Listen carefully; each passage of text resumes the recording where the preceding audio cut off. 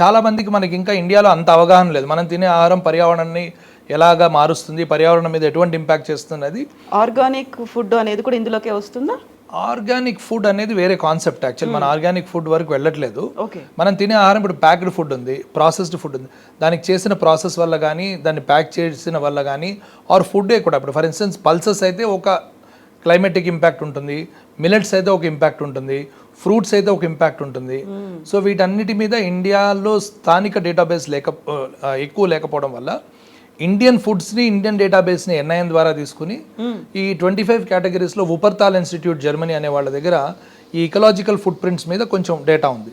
ఆ డేటాలోకి మన ఫుడ్స్ని ఫిక్స్ చేసి మనం ఇప్పుడు ఏం చేస్తున్నాం అంటే, సుమారుగా మీరు తిన్న ఒక ప్లేట్ ఇడ్లీ వల్ల క్యాలరీస్ అవన్నీ వచ్చి మీకెంత హెల్త్ పరంగా మీకు ఎలా ఉంది, అలాగే ఎకలాజికల్ ఇంపాక్ట్, ఎన్వైరన్మెంటల్ ఇంపాక్ట్ ఏమిటి, సస్టైనబిలిటీ ఇంపాక్ట్ ఏంటి అని కూడా మీకు చెప్పే యాప్ ఇది.